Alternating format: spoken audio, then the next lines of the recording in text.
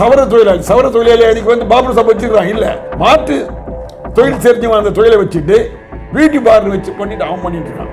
இதையெல்லாம் வந்து அரசாங்கம் தான் சீர் பண்ணணும். தளபதி அவர்கள் எதிர்கட்சி தலைவராக இருக்கும்போது மது இல்லாம மாநிலமாக உருவாக்குவேன், நாங்கள் ஆட்சிக்கு வந்தால் படிப்படியாக மது குறைகிறேன்னு சொன்னார். அதை செய்யணும். அரசாங்கம் விற்கிற சரக்குல கிக்கில் இருந்தால் வெளியே போய் குடிக்கிறான்றாங்க. நான் சொல்லேன், ஒரு மனிதன் கிக்கிற்காக வாழணும், ஒரு மனிதன் குடிக்காக வாழணும், குடும்பத்துக்காக வாழணும். பேரறிஞர் அண்ணா இருக்க வரைக்கும் இல்லையே, பாண்டிச்சேரியில் இருந்து சொல்றாங்க, ஆந்திராவில் இருந்து எனக்கு சுத்தி வேண்டு சார், நீ ஒழுக்கமா இரு, தமிழ்நாட்டை நீ ஒழுக்கமா வச்சுட்டாங்க போதும். மதிய இல்லாத மாநிலம் உருவாக்க முடியாதா? முடியும் சார்.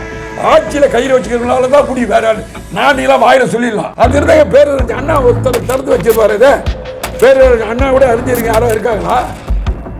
படிக்காடு மேல காமராஜ் கூட வேற யாரும் இருக்காங்களா? அவர் ஆரம்பிச்சு வச்சது சார் இலவச கல்வி திட்டம். ஆனால் சொல்ல கல்வியை உரிமையாக கொடு, தனியார் மயமாக்கக்கூடாது, கல்வியை அரசு மயமாக்கணும். அரசாங்கம் எல்கேஜிலிருந்து IAS IPS வரைக்கும் இலவச கல்வி தரணும். இந்த மதுவை ஒழிக்கணுன்ற எண்ணம் அவருக்கு எடுத்துன்னு சொன்னாங்க. இதுதான் நேரம், சரியான நேரம் இதுதான். ஏன்னா போன வருஷம் வந்து 26 பேர் சொன்னாங்க, அது 50 பேர் மேலே போச்சு. இப்போ 76 பேர் சொல்றாங்க, அது எவ்வளோ பேர் போச்சு. இது வந்து இந்த மாதிரி மது குடிச்சு அரசாங்கம் விற்கிற கடையில் மது குடிச்சு செத்தான்ற பேர் ரெக்கார்டு வரலாறு இருக்கக்கூடாது. இதுக்காக தானே வந்து பாமக நிறுவனர் மருத்துவர் ராமதாஸ் வந்து நீண்ட போராடிட்டு இருக்காரு. மது எல்லா மாநிலமும் ஆக்கணும், அதுதான் புரட்சி. மக்கள் தொகை கணக்கெடுக்கிற போது ஜாதிவாரி கணக்கெடுத்துனாக்கா இந்த இடஒதுக்கீட்டில் சார் புத்திரான்னு வச்சுக்காங்க. டாக்டர் ராமதாஸ் இருந்தாலும் சரி, எங்களை போன்ற சிறுபான்மை தலைவர்கள் முடித்தொருத்தர் போயர் பொற்கொலை எப்படி குழாலை 43 எம்பிசி தலைவராக நான் இருக்கேன். அதனால தான் எல்லாத்தையும் நான் பேசுகிறேன். அந்த மக்களுக்கு வந்து ஒரு பயன்படும். அந்த மாதிரி எல்லா சமுதாயத்துக்கு கொடுக்கணும். டாக்டர் ஐயா கொடுக்கணும் தான் நான் சொல்லுவேன். டாக்டர் சமுதாயம் இந்த இட ஒதுக்கீட்டிலேயே மிக பிற்படுத்தப்பட்ட சமூக மக்களுக்கு வாழ்வுமுறை பிரச்சனையும் டாக்டர் நிறைய பாடுபட்டிருக்காரு. அது கலைஞர் வந்து சப்போர்ட்டர் இருப்பார். நான் மீட்டிங்லாம் போயிருக்கேன். நான் அப்போ கலைஞரை வந்து நீங்கள் இதெல்லாம் பேசுறதுலாம் செய்கிறத சரின்னு தான் சொல்லுவார், தப்புன்னு சொல்ல மாட்டார். தமிழோட முதலமைச்சர் சொல்லுவார், அரசாங்கத்தை எதிர்த்து பார்த்தா கூட அவர் இது செய்யுது இது. அதாவது ஒரு கொள்கை இப்படி போடுகிற மனிதர்களுக்கு எதிர்கட்சி அதோட நியாயம் கேட்டு சுட்டி காட்டுகின்ற போது அதை ஏற்றுக்குவாங்க. அந்த ஏற்றுக்கொள்கின்ற மனப்பான்மை கலைஞரிடம் இருந்தது. நிதி ஆயோக் கூட்டம் சமீபத்தில் நடந்தது டெல்லியில். அது வந்து தமிழக முதலமைச்சர் வந்து புறக்கணித்தார். மத்திய அரசு சார்பாக பிரைம் மினிஸ்டர் கலந்துக்கிற கூட்டங்களில் அது ஒரு நிதி சம்மந்தப்பட்ட விவகாரம்னு வரும்போது முதல்வர் போகிறதா பெஸ்ட்டு. மனிதனுக்கு அரசாட்சின்றது வேறு, முகராசின்றது வேறு. ஒரு முதலமைச்சர் முகத்துக்கு ஒரு பிரைம் மினிஸ்டர் ஒரு சீஃப் மினிஸ்டரும் பார்த்து பேசுகிறப்ப அதனுடைய நிலைப்பாடே வேறு. அரசியலில் வந்து சார் வெற்றி தோல்வி சகஜம் ஒன்று. அந்த நட்பு வந்து நீடிக்கணுமே தவிர புரியக்கூடாது. அரசியலில் புரியன்றதே இருக்க தொடர் கதை தான் சார் அது.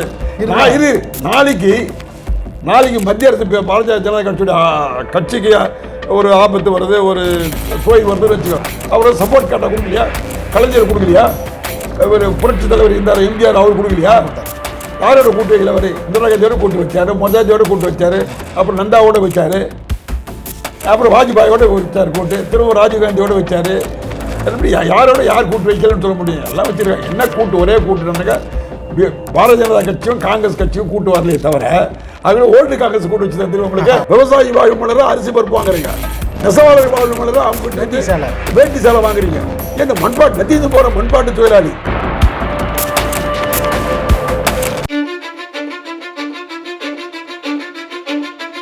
SAT4 தமிழ் நேயர்களுக்கு இனிய வணக்கம். அண்மையில் தாக்கல் செய்யப்பட்ட நடுவண் நிதிநிலை அறிக்கை குறித்து நம்மிடையே உரையாட இணைந்திருக்கிறார் மண்பாட்ட தொழிலாளர் நல வாரிய முன்னாள் தலைவரும் மக்கள் தமிழ் தேச கட்சியின் நிறுவனரும் திரு சேம நாராயணன் அவர்கள். வணக்கம். அண்மையில் தாக்கல் செய்யப்பட்ட நடுவண் நிதிநிலை அறிக்கை, அதில் உள்ள விஷயங்கள், அதாவது பார்த்திங்கன்னா ரயில்வே திட்டங்களுக்கு நாங்கள் வந்து ஒவ்வொரு மாநில வாரியாக நிதியில் நான் கொடுத்துருக்கோம் அப்படின்னு சொல்லிட்டு அஸ்வினி வைஷ்ணவ் ரயில்வே துறை அமைச்சர் தெரிவித்திருக்காங்க. மாநில வாரியாக அவ்வளோ கொடுத்துருக்கோம், ஒவ்வொரு மாநிலத்தில் கொடுத்துருக்கோம் அப்படின்னு. ஆமாம், தமிழ்நாட்டுக்கு 6362 கோடி ரூபாய் நிதி ஒதுக்கப்பட்டிருக்குது என்று சொல்லப்பட்டிருக்கிறது. அதுமாரி ஒவ்வொரு மாநிலமும் சொல்லியிருக்காங்க.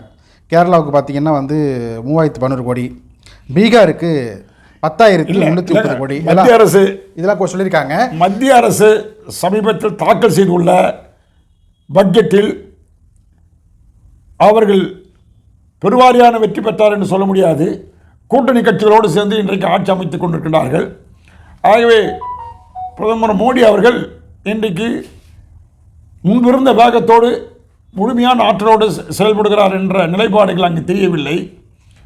ஆக அந்தந்த துறை சார்ந்தவர்கள் நிதியமைச்சர், ரயில்வே துறை அமைச்சர், கல்வித்துறை அமைச்சர், இப்படி பல்வேறு துறை அமைச்சர்களால் உருவாக்கப்பட்ட அந்த பட்ஜெட்டை சமர்ப்பித்துள்ளார்கள். அதில் ரயில்வே துறைக்கு மட்டும் என்று சொல்ல முடியாது, எல்லா துறைகளிலுமே அவர் வெற்றி பெற்ற மாநிலங்களையும் அவர் தோல்வியுற்ற மாநிலங்கள் தமிழ்நாடு உள்ளிட்ட மாநிலங்களும் ஒப்பிட்டு பார்க்கின்ற போது அந்த வித்தியாசம் நமக்கு நன்றாக தெரியும். ஆக குறிப்பிட்டு ஒவ்வொரு துறை வாரியாக பார்ப்பதை காட்டிலும் பொதுவாகவே ஒரு சில மாநிலங்களை மாற்றாந்தாய் மனப்பான்மையோடு பார்க்கின்ற நிலைப்பாடை இந்த தேர்தல் முடிவின் மூலம் அவர் எடுத்திருக்கின்றார் என்பதுதான் கண்கூடாக தெரிகின்றது. இந்த பட்ஜெட்டில் போதிய அளவுக்கு நம்ம நிதி ஆதாரங்கள் ஒதுக்கப்படவில்லை என்பது கண்கூடாக தெரிகிறது, பத்திரிகை வாயிலாம் தெரிகிறது. மற்ற மாநிலம் ஒப்பிட்டு பார்க்கின்ற போது தமிழகத்தில் இருக்கின்ற 34, இந்தியாவில் இருக்கிற 34 மாநிலங்களே பெருத்த மாநிலம் உத்தரப்பிரதேசம் மாதிரி தமிழ்நாடு பெரிய பரந்த ஒரு மக்கள் தொகை கொண்ட 9 கோடி மக்கள் உள்ள மாநிலம். அதற்கென்று கல்வித்துறை, சுகாதாரத்துறை, தொழில்துறை, ரயில்வே துறை, இப்படி பல்வேறு துறைகளுக்காக ஒதுக்கப்படுகின்ற பணங்கள் முழுமையாக சேர்ந்ததாக தெரியவில்லை. இந்த ஆட்சி எப்படி போகுது சொன்னாக்கா, இன்றைக்கி மத்திய அரசும் மாநில அரசும் மக்களை நாடி போகணும். என்னுடைய கருத்து, நாடு விடுதலை பெறுவது மகாத்மா காந்தி சொன்னார், கிராமப்புற நோய்க்கு போகணும், கிராமப்புற வளர்ச்சி அடையணும். அடைஞ்சா கிராமப்புறத்தில் இருக்கிற வளர்ச்சி அடைஞ்சாக்க நகர வளர்ச்சி அடைஞ்ச மாதிரி தான் அர்த்தம். பெருமையான மக்கள் கிராமப்புறங்கள் தான் இருக்காங்க. அதான் வட்டார தொழில்கள் இருக்குங்களே, வட்டார தொழில் வரேன்.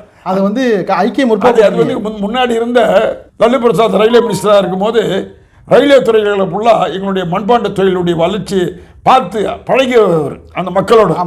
அதனால அவர் என்ன பண்ணாருனாக்கா, பாமக சார்பாக இவர் இருந்தார், அப்போ 6 பேர் இருந்தார், 2 பேர் சேர்ந்து தான் ரயில்வே பட்ஜெட்டை தகவல் பண்ணாங்க. மண்பாண்டம் தான் அப்போ இருந்தார். ஆமாம், மண்பாண்டங்கள் இந்தியா பூராவிலையும் டீ காபி சாப்பிட்றதுக்கு அந்த டம்ளர், ஆமாம், அப்புறம் பால் டயர் வைக்கிறதுக்கு ஒரு குடுவை, இதெல்லாம் 70 பைசா எனக்கே ஆர்டர் வந்ததுங்க.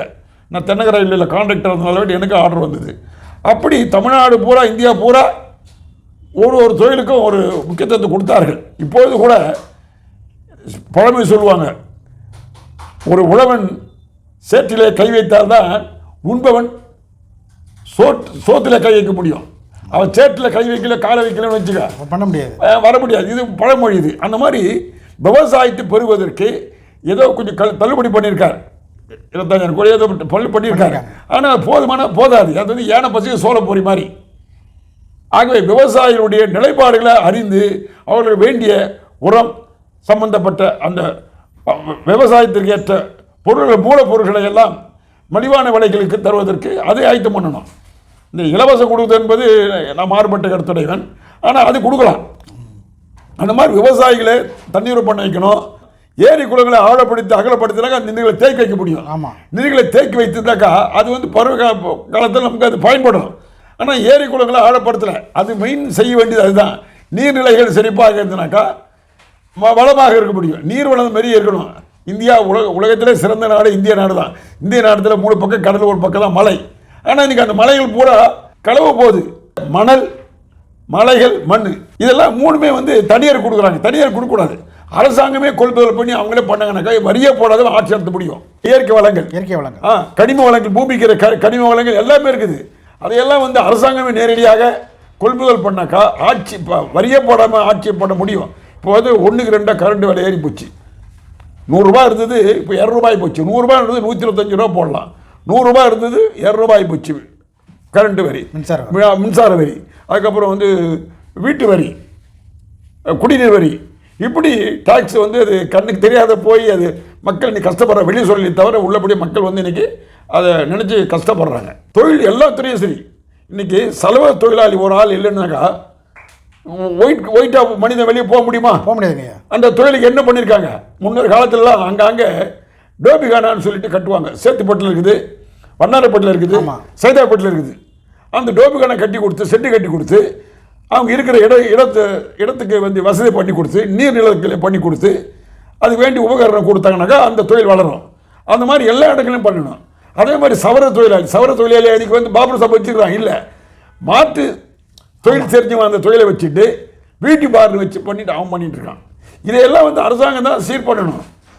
அரசாங்கம் தான் எடுத்து இந்த மாதிரி சலவை தொழிலாளி, சவர தொழிலாளி, நாதசுர தொழில் செய்கிறவங்க, அப்புறம் மலையேற தொழிலாளி, கல்லுடைக்கிற தொழிலாளிகள், ஆடு மாடு மேய்க்கிற சமுதாயம் சேர்ந்தவர்கள், இந்த மாதிரி மண்பாண்ட தொழிலாளர் வந்து கல் தோன்றி மண் தோன்ற காலத்து முன் தோன்றிய மக்கள். முதல்ல தோன்றிய விவசாயி. விவசாயினா எங்கள் தாத்தா விவசாயி தான். விவசாயி ஒவ்வொரு மனிதனும் குடும்பத்திலும் விவசாயி இருக்கான். வளர காலத்தில் தான் மாட்டு தொழிலுக்கு போகிறான். எங்கள் அப்பா ஏற்களை பிடிச்சி வேலை செய்திருக்காரு. நான் செய்யலானா, நான் மண்பாட்டு தான் செய்வேன். இன்றைக்கி 81 வயசு, இன்றைக்கி நான் சட்டிப்பாடு செய்வேன். இந்த அதாவது பச்சை காய்கறிகளை சாப்பிட்டு வந்த மனிதன் சூரிய ஒளி வச்சு சுட்டு சாப்பிட்டான். அது பாறையின் மீது வச்சு சாப்பிட்டான். அதுதான் அவன் கண்டது. அதுக்கப்புறம் அங்கே ஒரு தொழிலாளி ஏற்பட்டு தோன்றிருக்கான். குளம்லாம் எனக்கு ஜாதியெல்லாம் பிடிக்காது, மதம் கூட பிடிக்காது எனக்கு. நான் இந்திய நாடு தான். அது ஆதி காலத்தில் பாருங்க, நீங்கள் ஏரி குளங்களை வந்து எப்படி உருவாச்சுனாக்கா, சின்ன சின்ன ஏரி குளங்கள்லாம் அந்த காலத்தை உருவாக்குனாங்க. அதுக்கப்புறம் அங்கே சலவையாளர் இருக்கான் பாருங்க, அவன் போய் அங்கே தான் வந்து துணி துவைப்பான். சவர தொழிலாளி அங்கே தான் போயிட்டு முடிவெட்டுற சேக மட்டும்தான் அந்த குளத்தாட்ட தான் போய் செய்வான். அதே மாதிரி இந்த நெசவாளர்கள் அங்கே தான் தறி போட்டு அங்கே தான் பண்ணுவாங்க. மண்பாட்டு தொழிலாளி அங்கே தான் மண் எடுப்பான். மண்பாட்டு தொழிலாளி மண் எடுத்து பல ஏரி குளங்களை உருவாக்கியிருக்கிறான். இந்த வண்டூர் கோட்டம் குப்பைமேடு கோபுரவாளான்னு சொன்னதுக்கு காரணம் கலைஞர் தான், தமிழக தலைவர் கலைஞர் தான். காரணம் என்னன்னாக்கா, அது குப்பை மேடாது. நாங்கள்லாம் எங்கள் தாத்தா காலத்துலேருந்து மண் எடுத்துகிட்டு வந்தோம். அந்த லேக் ஏரியாவில் அங்கே இருக்கிற அங்காளம்மா கோயிலுக்கு எதிர்க்க இந்த லேக் ஏரியா 7th கிளாஸ் ஸ்ட்ரீட்டில் தண்ணி டேங்கெலாம் இருக்குது. இப்போ அந்த இடங்கள்லாம் வந்து நாங்கள் மண் எடுத்த இடம். நானே அங்கே தான் போய் மண் எடுத்துன்னு வருவேன். எப்போ 7 வயசு 8 வயசில் மண்பாட்டு செய்வதற்காக களிமண் எடுத்து வந்து அந்த மண்பாட்டு பள்ளம், அந்த பள்ளத்தை குப்பையை கொட்டி கோபுரம் வாங்கலான்றதுக்கு ஒரு இலக்கம் வகுத்து வருது தமிழக தலைவர் டாக்டர் கலைஞர் அவர்கள். ஆனால் பொதுவான கருத்து நான் என்ன சொல்கிறேன்னு சொன்னாக்கா, நாட்டு மக்கள் நல்வாழ்வு பெற வேண்டும். அதுக்கு என்ன ஒரே வழின்னு சொன்னாக்கா, தளபதி அவர்கள் எதிர்கட்சி தலைவராக இருக்கும்போது தமிழில் மது இல்லா மாநிலமாக உருவாக்குவேன், நாங்கள் ஆட்சிக்கு வந்தால் படிப்படியாக மது குறைகிறேன்னு சொன்னார். அதை செய்யணும். அவர் என்ன சொல்கிறாங்க, ஒரு அமைச்சர் அதில் கிக்கு இல்லைன்றாரு. அரசாங்கம் விற்கிற சரக்கில் கிக்கு இல்லைன்னு தான் வெளியே போய் குடிக்கிறான்றாங்க. நான் என்ன சொல்லேன், ஒரு மனிதன் கிக்குக்காக வாழணும், ஒரு மனிதன் குடிக்காக வாழணும், குடும்பத்துக்காக வாழணும். அவனும் அவன் மனைவியும் மக்களும் சுபிட்சமாக சந்தோஷமாக இருக்கிறத வாழணும். இந்த சாராய கடை மூடிட்டாக்கா அவன் செத்து போட்டேன்னு சொல்கிறாங்க. அவன் குடியில்லைனாக்கா அவனால் வாழ முடியாதுன்றாங்க. எப்படி அதை சொல்லுவான்? எப்படி? ஏன்னா இயற்கையாக வந்து இந்த 100 ஆண்டுகள் 200 ஆண்டுகளா 67 வரைக்கும் 68 பேரறிஞர் அண்ணா இருக்க வரைக்கும் இல்லையே. அதாவது பாண்டிச்சேரியில் இருக்குது சொல்கிறாங்க, ஆந்திராவில் இருக்குது எனக்கு சுற்றி இல்லை சார். நீ ஒழுக்கமாக இரு, தமிழ்நாட்டை நீ ஒழுக்கமாக வச்சுருந்தாக்க போதும். அவன் எடுக்கிறானா இல்லையா செகண்டு. ஆனால் இந்தியா பூரா இருக்கு என்னுடைய கொள்கை. காரணம், மது என்பது குளிர் பிரதேசத்துக்கு தான் தேவை. இந்தியாவில் குளிர் பிரதேசம் எதுன்னு சொன்னாக்கா காஷ்மீர் தான். தமிழ்நாட்டில் குளிர் பிரதேசம் எதுன்னு சொன்னாக்கா ஊட்டி தான். அங்கே மட்டும் லிமிடெட் % கொடுங்க, பர்மிட்டோடு சேர்த்து. அங்கே அந்த ஊட்டியில் அங்கே கொடுக்கட்டும், இதில் காஷ்மீரில் அவர் கொடுக்கட்டும் மத்திய அரசு. எங்கேயுமே கொடுக்க வேணாம். நான் என்னுடைய கருத்து அதுதான். மத்திய இல்லாத மாநிலம் உருவாக்க முடியாதா? முடியும் சார். ஆட்சியில் கையில் வச்சுக்கிறதுனால தான் முடியும். வேற நான் எல்லாம் வாயில சொல்லிடலாம். ஆமாம். ஆனால் அதில் எத்தனை 1000 கோடி நிதி ஆதாரம் வராது, வசூல் அது இல்லை, இதில் இதெல்லாம் சொல்லலாம். ஆனால் அது மட்டும் குறிக்கோளாக அல்ல. அது இருந்தால் பேரறிஞர் அண்ணா ஒருத்தர் திறந்து வச்சிருப்பாரு. இதை பேரறிஞர் அண்ணா கூட அறிஞருக்கு யாரும் இருக்காங்களா? படிக்காத மேலே காமராஜோட வேறு யாரும் இருக்காங்களா? அவர் ஆரம்பிச்சு வச்சது தானே இலவச கல்வி திட்டம். நானே சொல்ல, கல்வியை நீ முழுமையாக கொடு. தனியார் மயமாக்கக்கூடாது, கல்வியை அரசு மயமாக்கணும். கல்வி தனியார் கல்வியை தனியார் கல்விகளை பூரா நீங்கள் எடுத்துட்டு அதுக்கு தகுந்த மாதிரி அவங்களை தொழிற்சாலை ஆரம்பிக்க சொல்லுங்க. அவங்கள அரசாங்கம் தான் நடத்தணும். அரசாங்கம் எல்கேஜிலிருந்து IAS IPS வரைக்கும் இலவச கல்வி தரணும். இவன் லஞ்சம் கொடுக்க போய் தான் சார் டாக்டர் வந்து ஒரு 1 லட்ச ரூபாய் முடிகிற கேஸை 10 லட்சமாக ஆகிறான். 10,000 ரூபாயில் அந்த ட்ரீட்மெண்ட் பண்ணி அவன் நல்லா ஆகலாம். அவன் ஆளை பார்த்து காரை பார்த்த உடனே, அவனுக்கு பணத்து வசதி பார்த்த உடனே அவனுக்கு 10 லட்சம் 5 லட்சம் போடுறாங்க. அதுக்கப்புறம் இன்சூரன்ஸு காப்பீட்டு திட்டம் அது இது நிறைய பண்ணுறீங்க, பண்ணலன்னு சொல்ல வர. ஆனாலும் கூட தேவையில்லை. முதல்ல இந்த மதுவை ஒழிக்கணும் சார். என்னை பொறுத்த வரைக்கும் தமிழக அரசு மிக சிறப்பாக இந்த திராவிட கொள்கையோடு கலைஞர் காட்டில் ஒருபடி மேலே போய் அவர் சிறப்பாக செயல்படுறாரு, இல்லைன்னு முடியாது. அவரை வாழ்த்தலாம், பாராட்டலாம். ஆனால் இந்த மதுவை ஒழிக்கின்ற எண்ணம் அவருக்கு எடுத்துன்னு சொன்னாக்கா இதுதான் நேரம், சரியான நேரம் இதுதான். ஏன்னா போன வருஷம் வந்து 26 பேர்னு சொன்னாங்க, அது 50 பேர் மேலே போச்சு.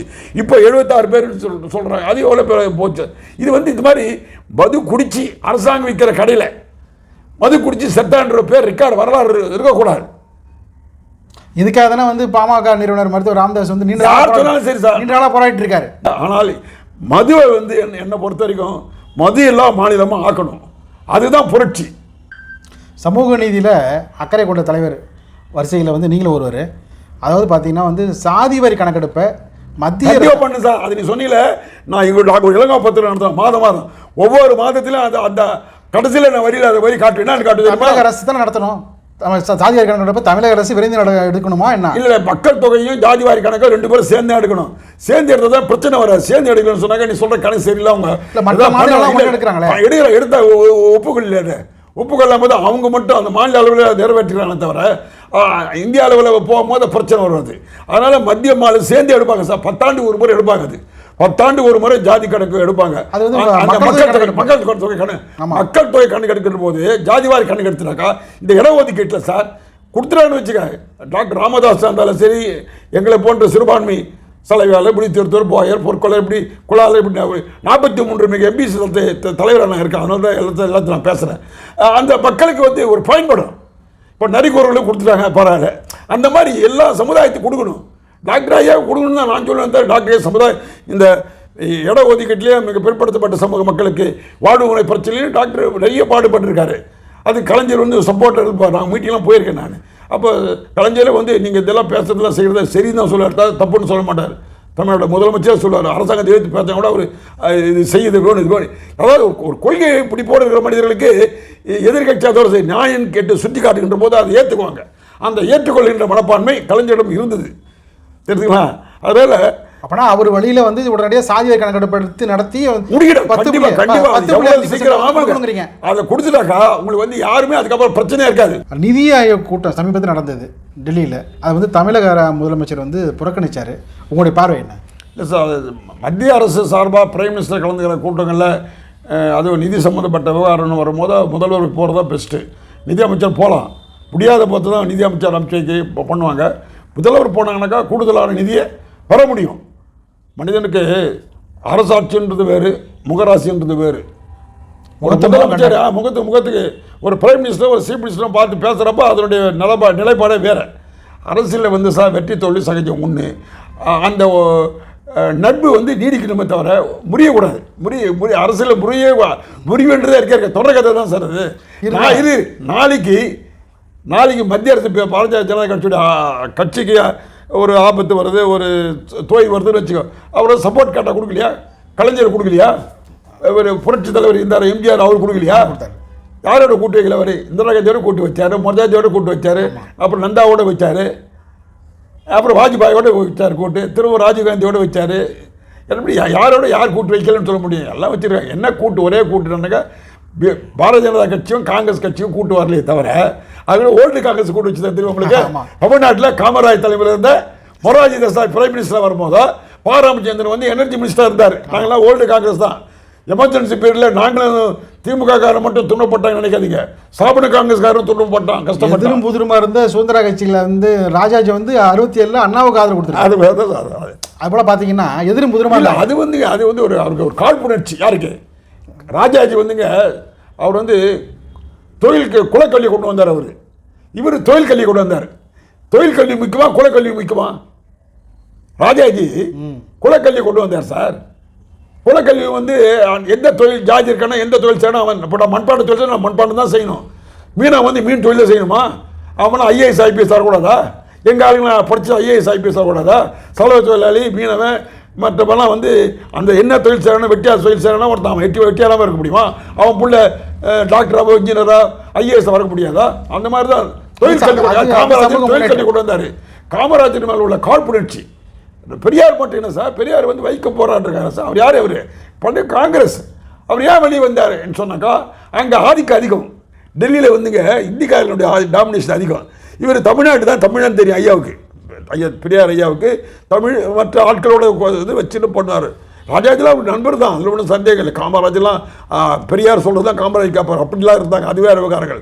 அவரும் காங்கிரஸ் தான். ஆனாலும் கூட அந்த மாற்றாந்தாய் மனப்பான்மை டெல்லியில் போனால் தான் தெரியாது. டெல்லிக்கு நீ போயிருக்கல தெரியல, நான் போயிருக்கேன். அதனால தான் என்ன பண்ணாங்க, திராவிட கழகம் வடக்கே தெற்கே தேய்க்கிறது, வடக்கு வாழ்கிறதுன்னு சொல்கிறது. நான் அந்த அரசியல் நிலைப்பாட்டுக்காக கேட்டேன். 67 அரசியல் நிலைப்பாட்டுக்காக நான் அது உங்கள்கிட்ட கேட்டேன். ஏரி குளங்கள் உள்ளிட்ட நீர்நிலை இடங்களில் மண் அள்ளிக்கலாம் கட்டணமின்றி. அதாவது பார்த்தீங்கன்னா விவசாயத்துக்கும் மண்பாண்ட தொழிலுக்கும் என்னதான் நீங்கள் அரசாங்கம் வந்து நேர்மையாக சத்தியத்துக்கு இருந்தாலும் கூட கீழே இருக்கிறாங்க பாரு, கீழே விடுக்கிறாங்க. அவங்களாம் வாங்கி வாங்கி பழகிட்டவன் சார். அவன் யார்கிட்ட வாங்கி பழகிட்டான்? இந்த மணல் கொள்ளடிக்கிறவங்ககிட்ட, மலைகளை கொள்ளடிக்கிறவங்ககிட்ட, மரத்தை வெட்டி அந்த மாதிரி அவங்ககிட்டலாம் மாமூல் வாங்கி பழகிட்டாங்க கீழே இருக்கிறவங்க. அவங்க வந்து செலவு கொடுக்குறாங்க. மண்பாண்ட தொழிலாளர் தமிழ் முதல்ல சொல்லியிருக்காங்களே, இது விடணுமேன்ற எண்ணம் இல்லை. பலர்களுக்கு ஃபோன் வருது, நான் ஃபோனில் பேசுகிறேன், அந்த தாஸ்தார்கிட்ட பேசுகிறேன். இந்த விஷயத்தை நீங்கள் முதல்வர்கிட்ட மறுபடியும் கொண்டு போகணும். சலுகைகள் எனக்கு வந்து வேண்டாதவன் தான், இந்த நலத்திட்ட உதவிகளும் அதை பெருசாக நான் எடுத்துக்காதவன் தான். ஆனாலும் எல்லா சமுதாயத்திற்கும் எல்லா தொழிலாளர்களுக்கும் வழங்குகின்ற போது எங்களுக்கு தரலாம் இல்லை. இந்த மழைக்கால நிவாரண நிதி அந்த அம்மா இருக்கும் போது 4,000 கொடுத்தாங்க எங்களுக்கு. 3 வருஷமாக ஒன்றும் தரலை, கேட்டுட்டு தான் இருக்கிறோம். மழைக்கால நிவாரண நிதி வந்து 10,000 ஆக்குங்க. ஏன்னா எங்களுக்கு மண்பாண்ட தொழில் சேர்வேன் மழை காலம் சுத்தம் வெளியே வர முடியாது, செய்த பானையும் போயிடும். மீனவர்கள் கூட கடலுக்கு போக முடியாத தவிர வீட்டு உள்ளவர்களாம் நஷ்டம் இல்லை. ஆனால் எங்களுக்கு நாங்கள் சேமிச்சு வைக்கிற பாருங்க, வைக்கோல் விரட்டி அது சூழ போகிறதுக்காக வேண்டி விரட்டி வைக்கோல் எல்லாம் ஆற்றுல அடிக்கலாமல் அடிச்சு போயிடும், மழையில் மண் கரைஞ்சி போயிடும். இதெல்லாம் கருத்தில் கொண்டு தான் அந்த அம்மையார் வந்து 5,000 கொடுக்க ஆரம்பித்தாங்க. அதுக்கப்புறம் 3 வருஷமாக இப்போ வந்து ஒன்றும் தரலை. அதை கேட்டு பல தடவை நம்ம கேட்டிருக்கோம். விவசாயி வாழும் மலராக அரிசி பருப்பு வாங்குறீங்க, நெசவாளர் வாழும் மலராக அவங்க வேட்டி சேலை வாங்குறீங்க. ஏன் மண்பாட்டு நெத்திந்து போகிற மண்பாட்டு தொழிலாளி மொத்தமாக 40 லட்சம் பேர் இருக்கிறான் சார் தமிழ்நாட்டில். இந்தியா பூரா 10 கோடி பேர் இருக்கிறோம். 10 கோடி பேர் இருக்கிறோம் சார் இந்தியா பூரா.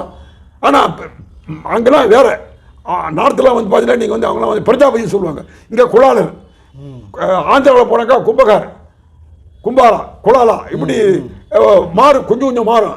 ஆனால் நாங்கள் 40 லட்சம் பேர் தமிழ்நாட்டில் இருக்கிறோம். ஆனால் 40 லட்சம் பேர் தொழில் செய்யலை, 4 லட்சம் பேர் தான் தொழில் செய்கிறோம். நான் வாரிய தலைவராக இருக்கும்போது தலைமை ஐயா சொல்லி தான் டாக்டர் ஐயா போட்டாருங்க. ஆனால் 52,000 ரூபாய் உறுப்பினர்களை சேர்த்தேன். அவங்களெல்லாம் மின்சக்கரை கொடுத்து, அவங்களெல்லாம் வாழ்விடம் கொடுத்து, அவங்களெல்லாம் தொழிலை டெவலப் பண்ணுறது நமக்கு வந்து வாய்ப்பு இல்லை. இப்போது நான் ஆளுங்கட்சியில் இல்லை, எதிர்கட்சியில் இல்லை. இப்போது தெரிஞ்சுங்களா, நான் ஒரு நடுநிலையாக இருந்துருக்கிறேன். நீங்கள் கேட்கவே நீங்கள் சொல்லுங்க, வந்து இனிவரும் கொடுக்கவே நாங்கள் இனிவரும் காலங்களில் வரும். இனிவரும் காலங்களில் உங்களுடைய நம்பிக்கைகள்லாம் நிறைவேற நெஞ்சார்த்த ரொம்ப சந்தோஷம், மகிழ்ச்சி சார்.